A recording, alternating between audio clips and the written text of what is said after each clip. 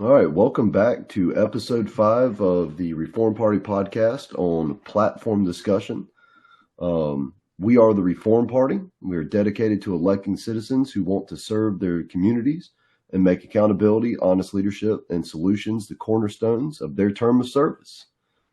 Today I have with me Rick, the platform chairman and Southeast representative, Rich, platform member and party secretary, myself, platform member and vice chair of communications, and Jim, platform member.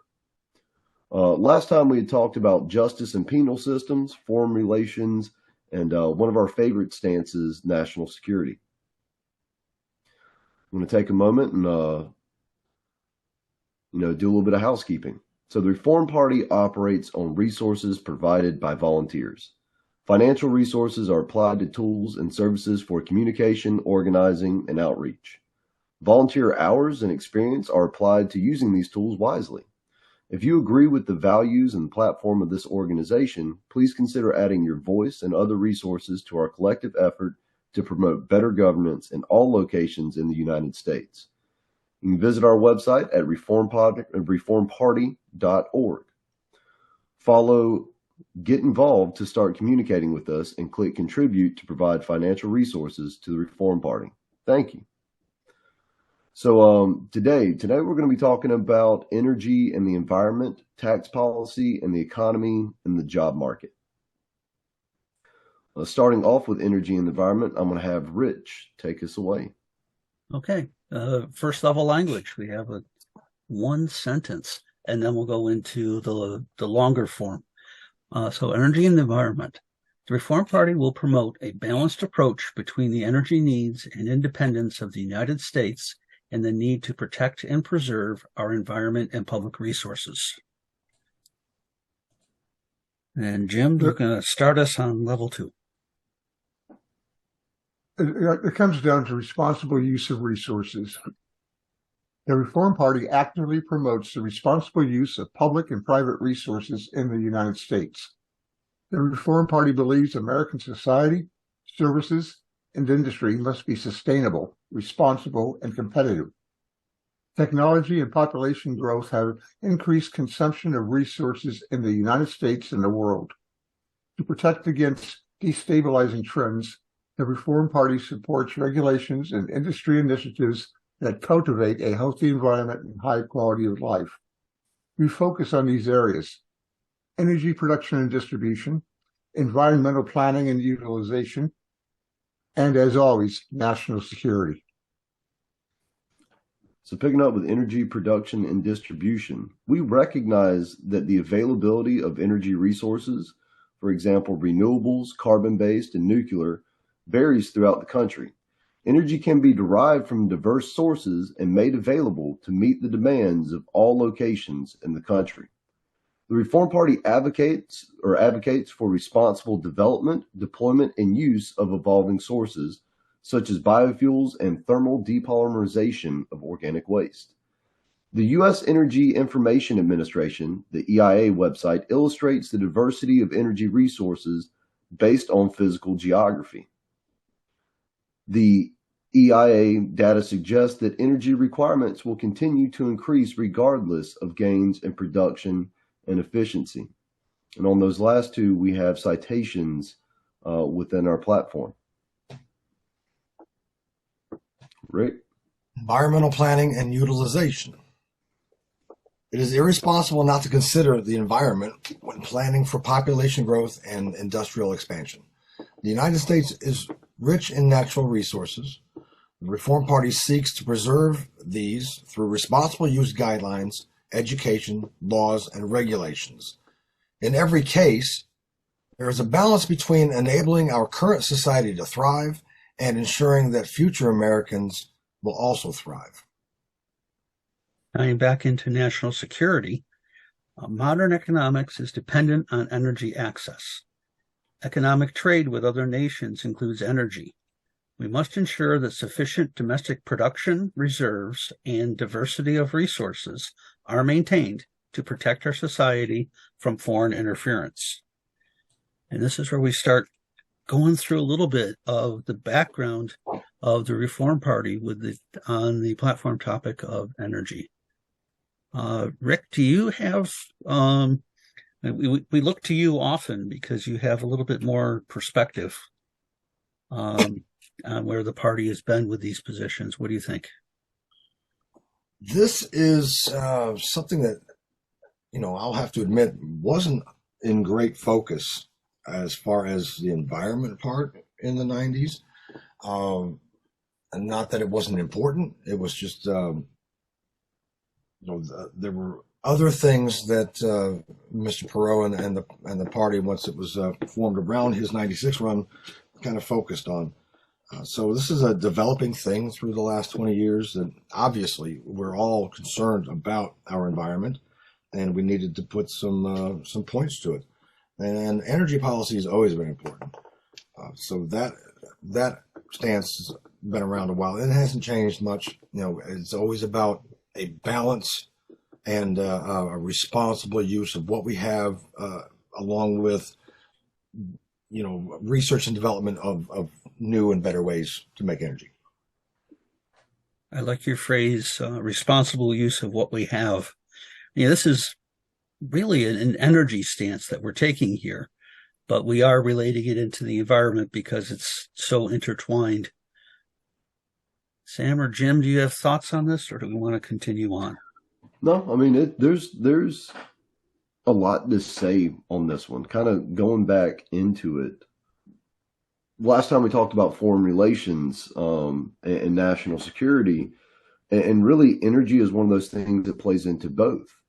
Everybody loves to joke that anytime there is a sufficient amount of oil, that America is going to invade that location, right? So that's memes that you'll see. But there's kind of some truth to that because, I think historically after the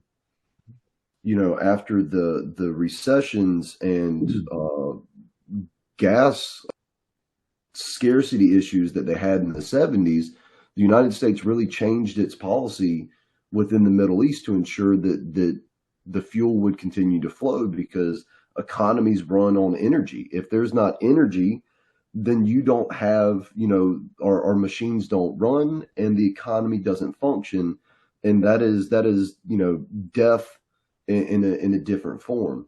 So, this is an important stance in still engaging in trade with other nations, because if we trade with people that have surplus of energy, we don't have to use up our reserves, but at the same time having access to reserves of our own so that we have a position of stability, where we can't be manipulated by the market as easily. And to touch on what Rick mentioned, or what Richard mentioned, energy and the environment is essentially one and the same thing today. They're not just intertwined. You can't talk about one without talking about the other. You certainly can't talk about energy production without talking about the environment. And when you talk about the environment, you have to look at, okay, how is this going to affect our ability to derive energy from the area? Yes. So I think the white paper on this position is going to be an interesting read. Yeah. Because one of the other things that I think that we talked about in another podcast, was if energy is important for the function of our capital, then the environment is important for the function of the people, right? If you have a environment that is toxic, then you are going to be, if people are sick because of the environment, then they're not working, they're not contributing, they're not making the money that they need to make. And that causes problems in and of itself. You can look at the change that we had from leaded to unleaded gasoline, right? And the effects that leaded gasoline had on individuals, so yeah, that they are very much intertwined. So this is like I said, I think this is going to be a fun stance to get into the white papers that third level on, because there's a lot here that we just kind of, again, because of the expanse of the topic, had to be short in some areas. Yeah. So I think with that, we're ready to move on to tax policy. Sure. If I kept going on that, it would be another couple hours. You can. You don't have to rush. We're entering a phase that's kind of brand new when it comes to global energy. We have somewhat of a fracturing of globalization that we've been used to for 3 to 4 decades, and we're trying to find our way. Everybody involved is trying to find their way. So we're having these regional fractions of groups instead of. It's complicated. But what it comes down to is that we need to be smart about the two policies working together as far as energy and environment. And I think we went through a discussion about how even within the United States, the use of resources for energy production and environmental resources really differs between the regions. And so you almost have like a fractioning of the policies within the states as well.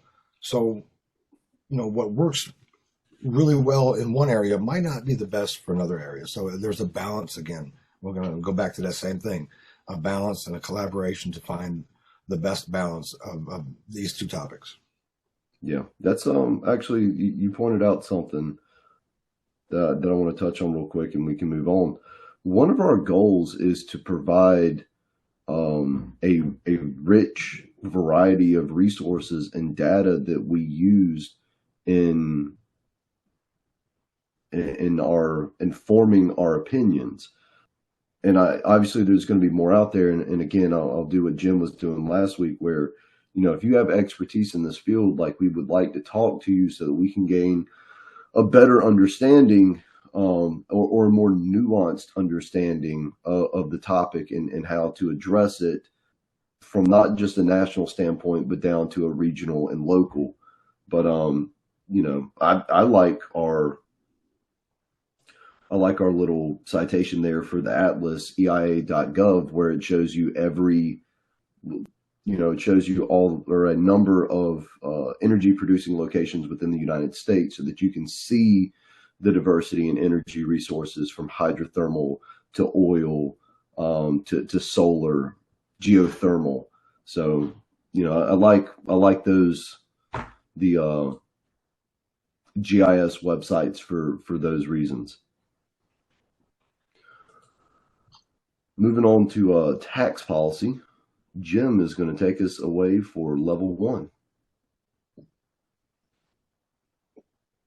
Tax policy, taxes, everybody's favorite subject. The Reform Party promotes balanced tax policies built with a focus on economic stability, security, and growth. We seek balance in governmental burdens between all entities that interact with the economy of the United States. These entities include domestic and foreign individuals, businesses, and others who connect to commerce or government services. The Reform Party is concerned about the system of deductions and credits that complicates completing tax returns and leaves many wondering if others are receiving more favorable treatment. For income tax purposes, the Reform Party supports graduated taxation, where low-income households are taxed at the lowest percentage. Households that may not owe income tax should be encouraged to participate in filing annual tax returns, so they are prepared to handle this responsibility when their income level improves. Special tax treatment for businesses and industries, if warranted, must be undertaken with care and oversight. Each instance of such must be monitored and eventually eliminated when its purpose is no longer required. Subsidies and tax incentives often create advantages for large corporations over smaller businesses. The Reform Party believes that financial incentives interfere with normal market function and their benefits diminish with time. Trade policies, including tariffs and import limitations, must be considered without placing U.S.-based services and products at a disadvantage. That's a big one. That last sentence.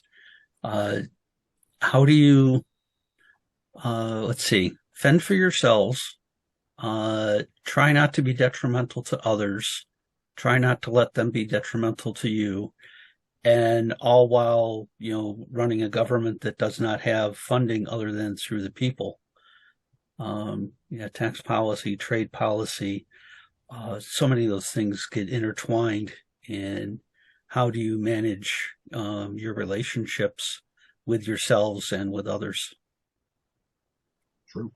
Let's not lose sight that our founding fathers initially envisioned the country being funded by tariffs and import duties.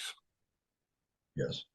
And today, that's almost non-existent. It's something that I don't believe it's something that it's a tool in our tool belt that I think is being ignored. Sure. I would have to see. I mean, Jim, you're great at raising questions I don't have answers to. I wonder what the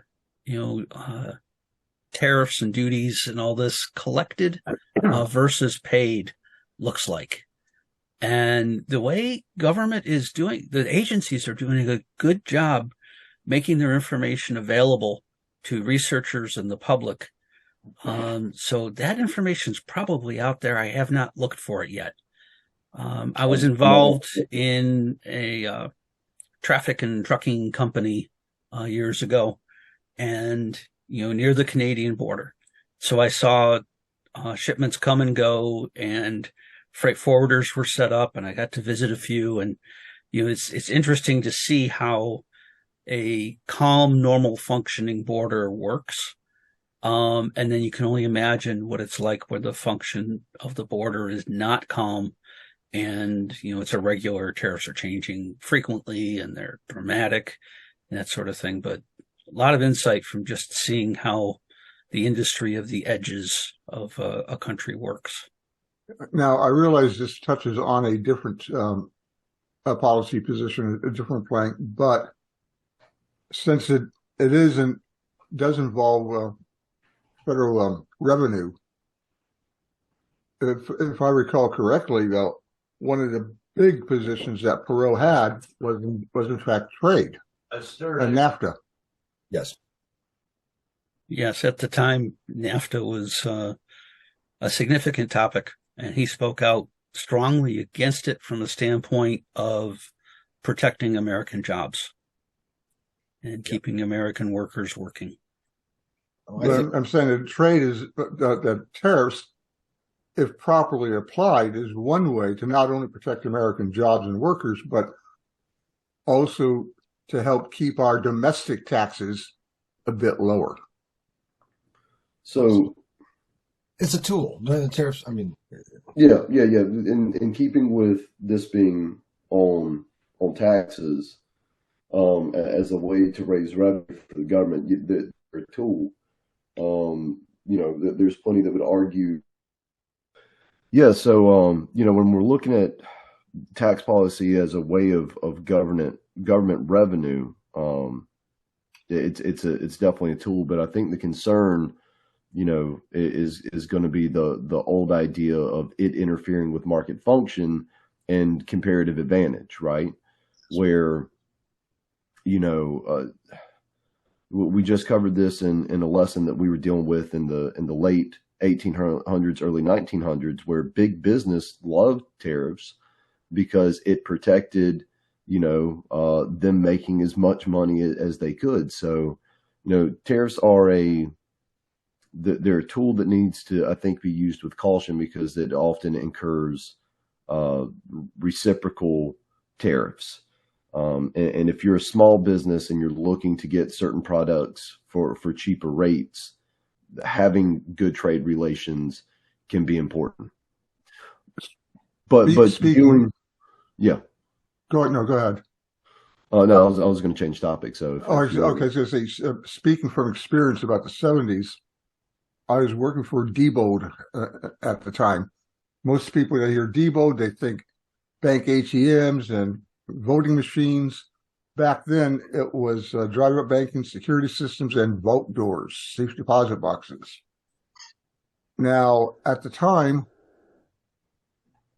we had raised the tariffs on imported Japanese steel. Japan was just killing the American steel market. And so they raised the tariffs on it. What did the American steel companies do? They raised their prices accordingly. And so they still didn't have the market share that they thought they should have. Yes. So your point is well taken, that it needs to be used with caution. Yeah. Trying to go back to the start of this, I think we had originally said that within our white papers, we wanted to address and really dig more into what the graduated tax should look like. Right? Because that was kind of a point where, we debated a flat tax or a fair tax, and we continue to opt for graduated taxation. So it would be nice to dig into either, here we could talk about why we chose graduated taxation. I think that would be appropriate. Or, we could talk about where, what we want to look at in the future. Okay. Something I see in there, if you don't mind, I'm going to tie this back to our desire for single topic bills in Congress, where taxation, you think of income tax, and it becomes a little bit of that Christmas tree metaphor. A lot of deductions and credits and other kinds of programs get hung like ornaments onto the income tax system. And unfortunately, that leaves the perception that there is some deduction and credit that somebody's getting that doesn't deserve it, or that I should be getting that I don't know about, because there's so many of them. And I have to wonder, and that's something in the first line of our second level, we kind of allude to the suspicion that many have around the personal tax system, income tax, that fair treatment is not happening for everybody. Yeah. And of course, that leads to the tax the rich or eat the rich movement, depending whichever way you want to call it. And of course, they created the alternative minimum tax system. I forget when. Thankfully, I'm not subject to that yet. I was bumping up against it.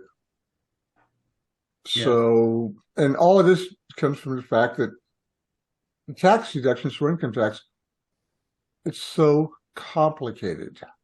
Yes, I want a graduated tax system, but I think that the deductions, the itemized deductions, they've got to be nailed down, made easy to understand, and available for everyone equally. Yeah. I know one of the complaints I'll hear is like, well, you didn't teach me how to do taxes in high school. It's like, I'm not so sure you're ready to know how to do taxes in high school with as complicated as it is. Yeah. My advice, pay somebody. That's not something you want to mess up. Right. I guess the last thing to talk about here is special tax treatment to businesses, and like Amazon comes to mind. Yeah,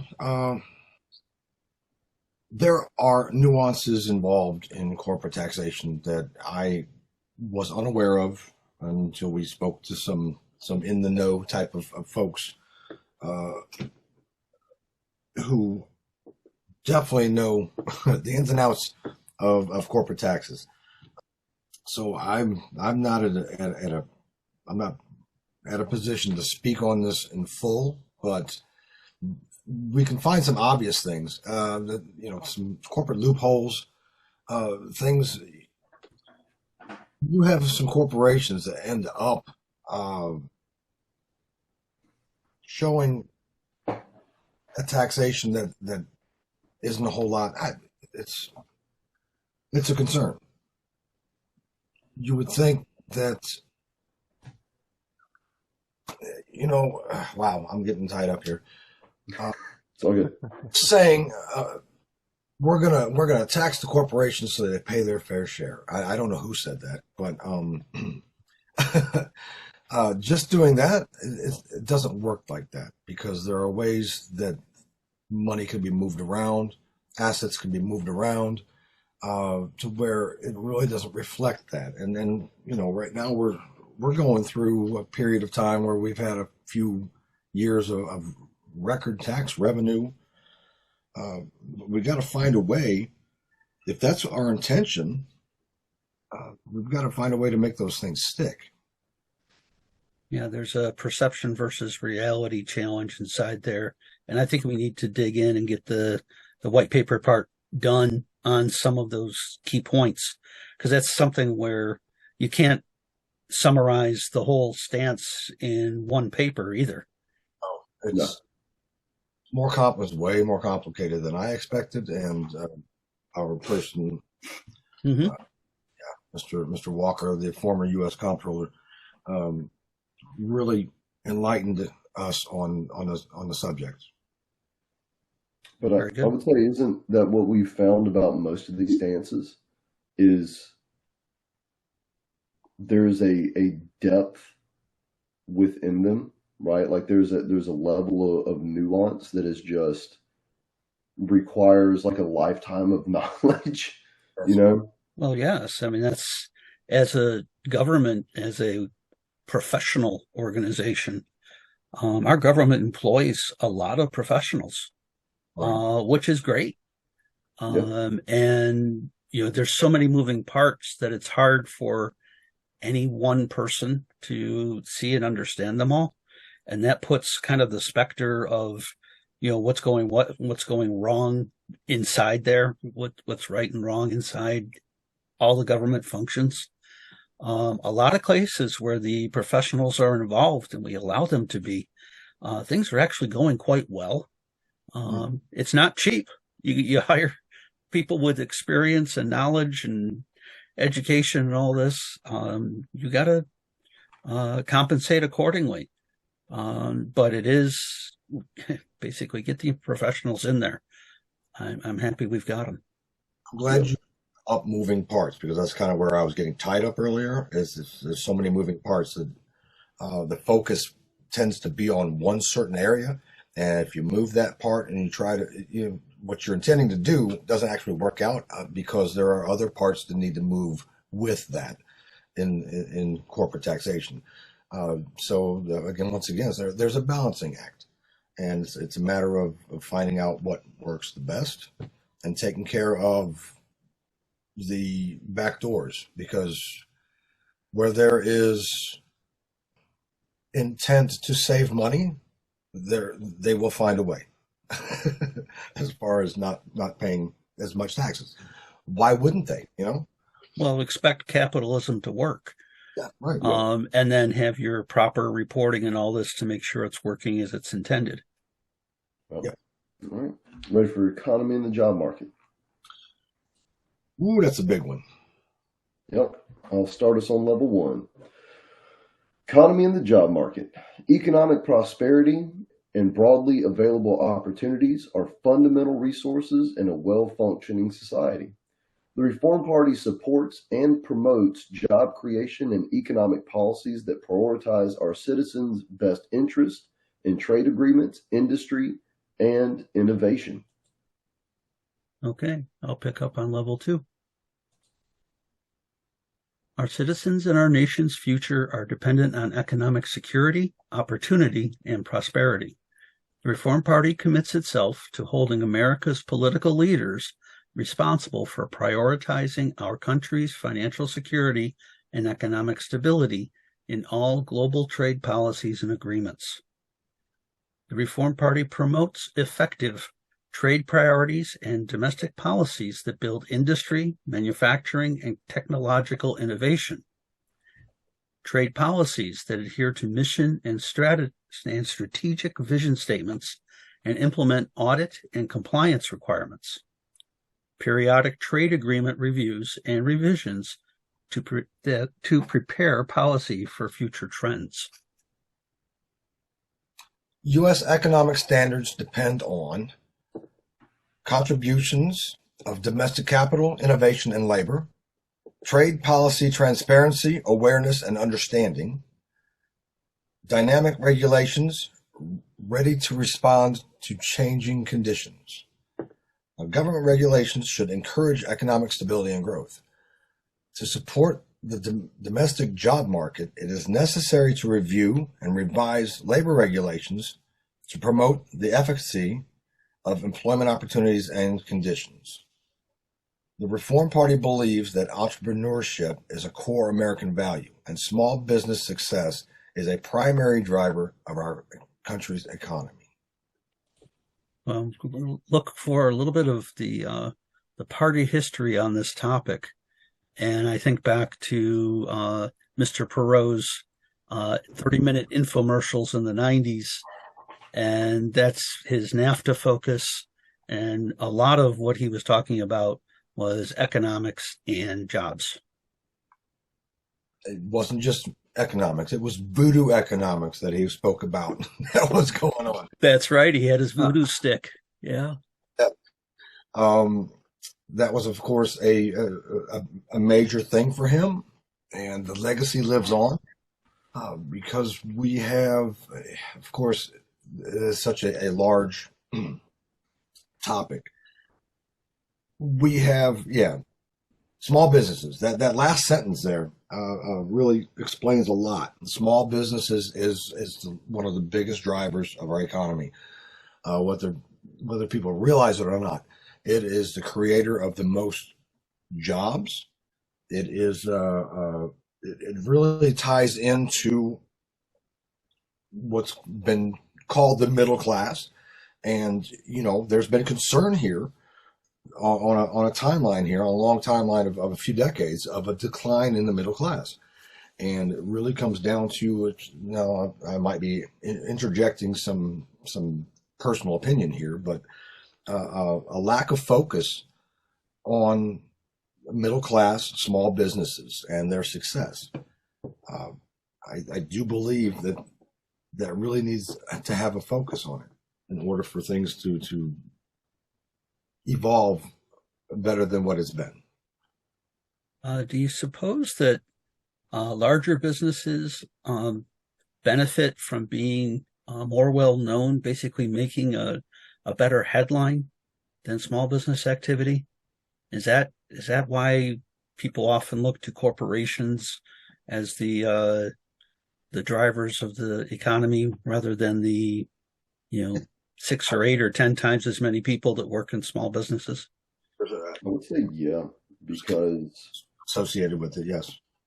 we've even with government, we've become attached to national government, national celebrities, national business, right? Like with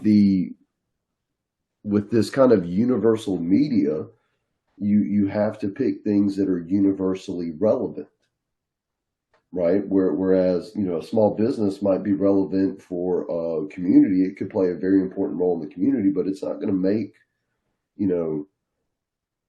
a national impact, right? So it's not going to get the same screen time. It's not going to have the same advertising budget to be in front of people. So, they get less free. Go ahead. I think something that plays into this is that I associate small business primarily with services. Yeah, there's mom and pop restaurants or mom and pop groceries do still exist here and there. But generally you think of service companies like a handyman, or for lack of a better example. That's small business. But if you want to buy something, buy a product, you're going to go with national brands. Because again, the large companies, they've got the advertising money. Whereas Sam's yard work,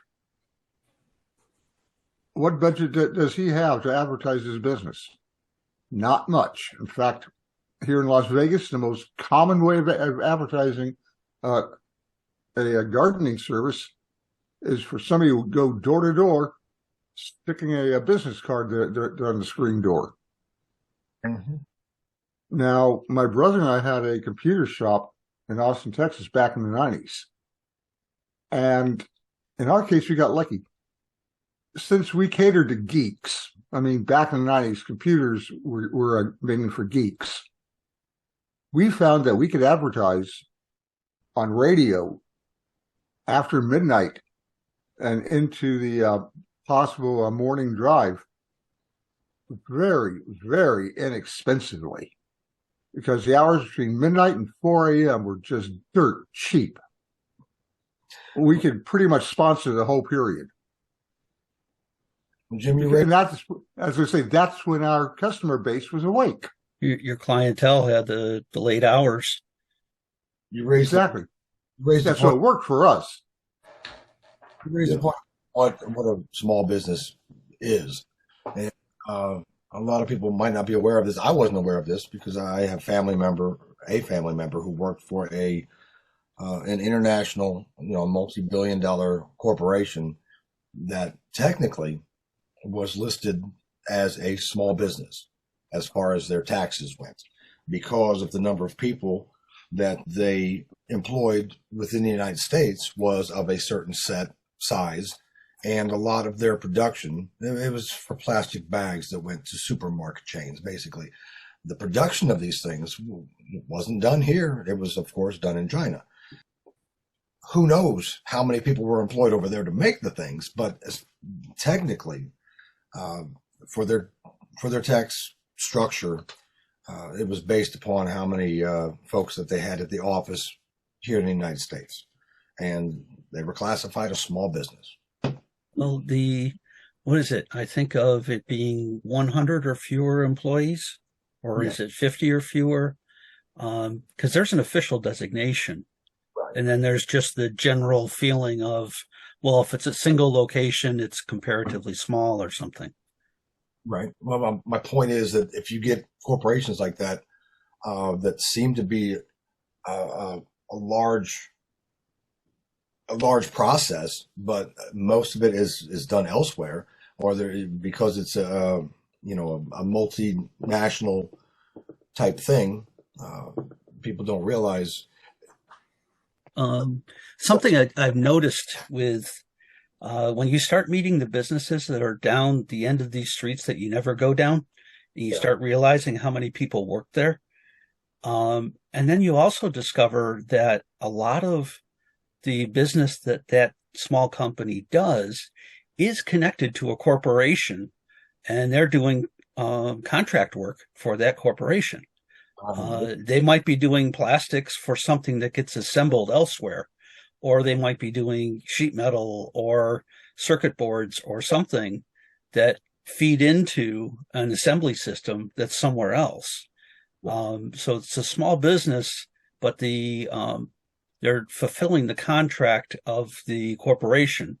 So I'm not anti-corporate, but I do think that we tend to bias our concern and our interest towards larger organizations when the meat and potatoes is actually happening in the smaller ones.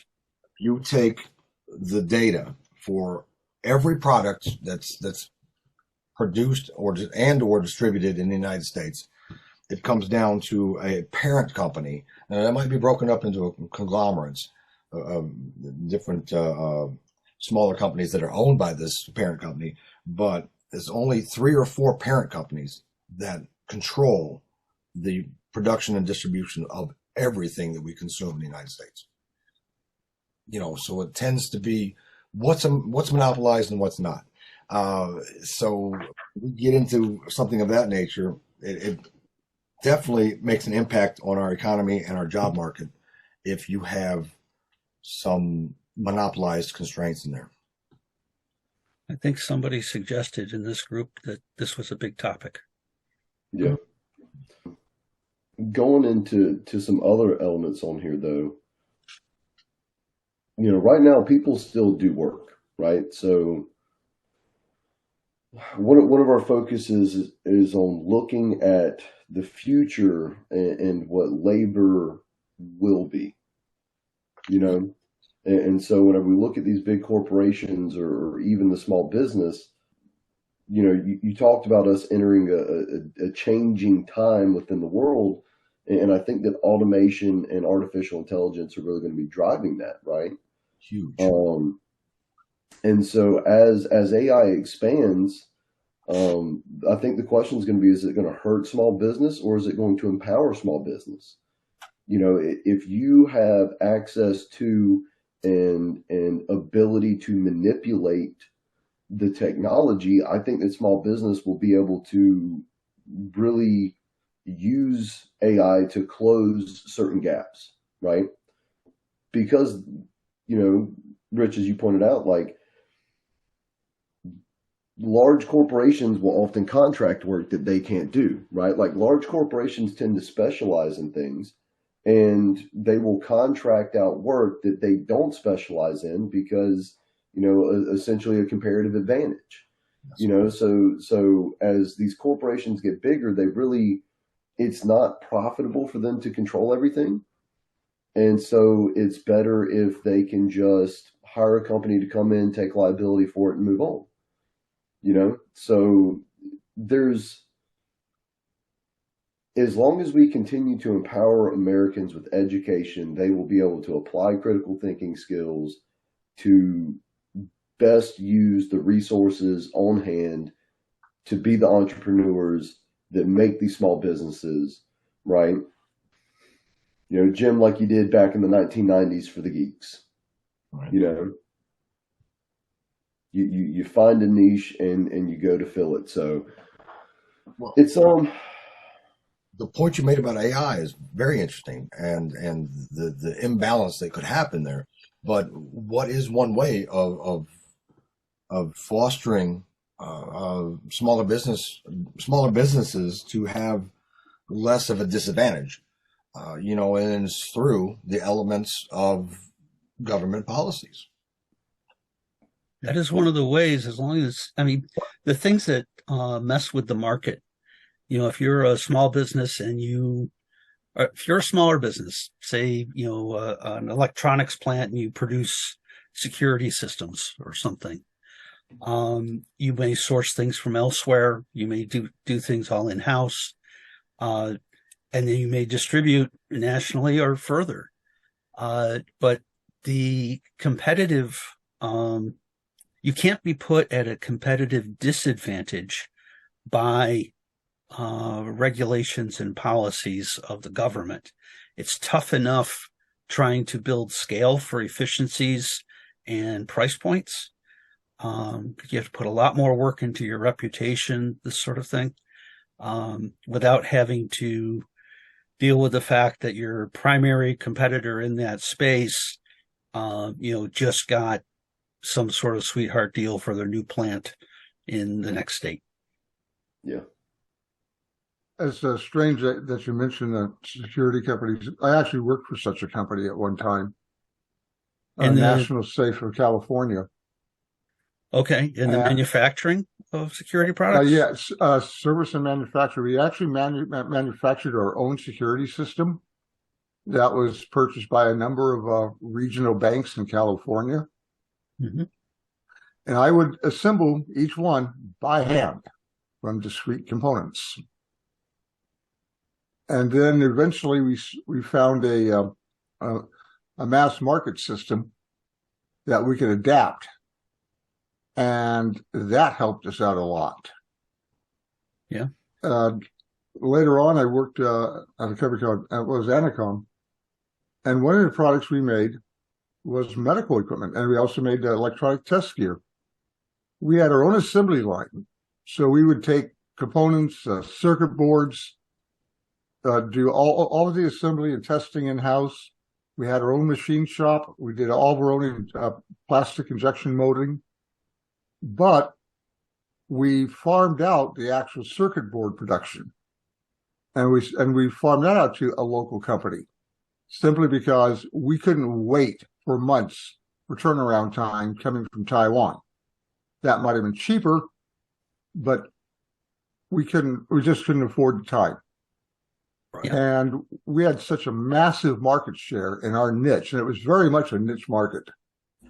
We had like a 90% market share. At one point, I think we had 95% market share. I could never quite knock out that last competitor. Mhm. He managed to hang on, assembling in his garage. God bless him. No, very Yeah, good. so we were a medium-sized company. We had maybe about 100 employees. I did want to clarify as far as what I was speaking to earlier, because I know, Rich, you went right to restrictions on top the top actors within an industry, and comparing it to maybe others who aren't doing as well, getting some sweet deals. Yeah, my only point on that was just fostering competitiveness in marketplaces, because we don't want to, we wouldn't want governance to control markets too much, and of course we wouldn't want conditions to exist where a market for any particular industry becomes completely monopolized. Yes.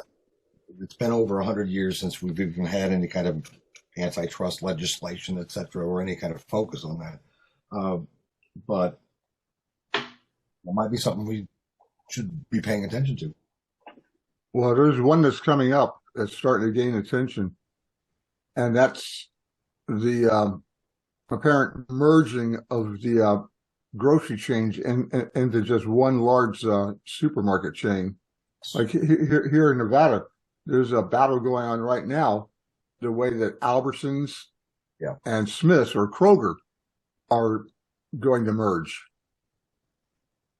And that's going to leave us with essentially just one supermarket chain. Yeah. Wow. There's interesting things. If it becomes, a merger on that level would have to pass an antitrust test. And it'd be interesting to see how that turns out. Because I know banks have attempted to merge in the past and some other organizations. And if it leaves too few competitors in a market, the merger is not allowed to go through. That was a big fight in Texas back in the day. Texas, for a long time, was the last state to have unit banking, meaning that banks were not allowed to have more than one branch. And if somebody needed a big loan, they would put together a team of banks.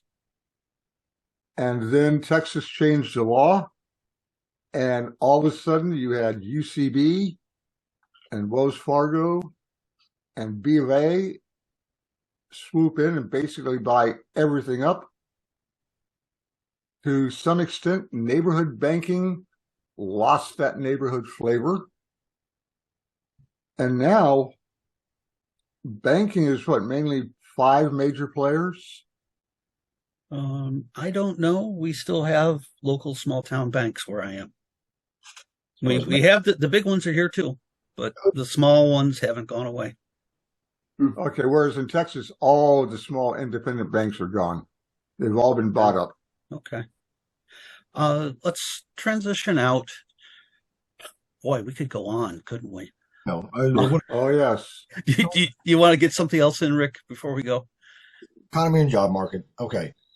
There's been, at least from my viewpoint, there's been kind of like a battle as to where a stimulus, where to stimulate our economy and job market. Of course, there are certain political circles that have tried to insert that incentive at the top, supply side, aka also known as trickle down. We kind of all know how that kind of worked out.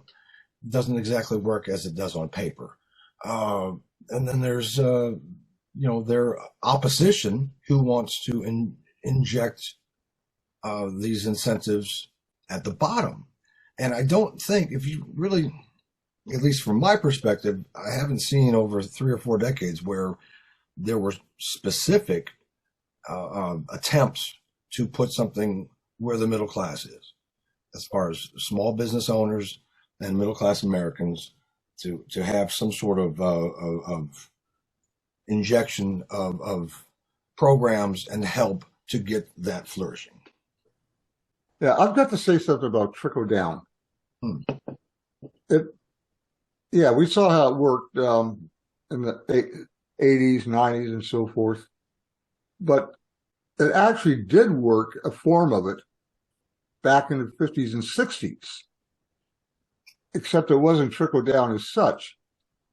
What worked was having very, very high income tax brackets at the top end, as high as 90%.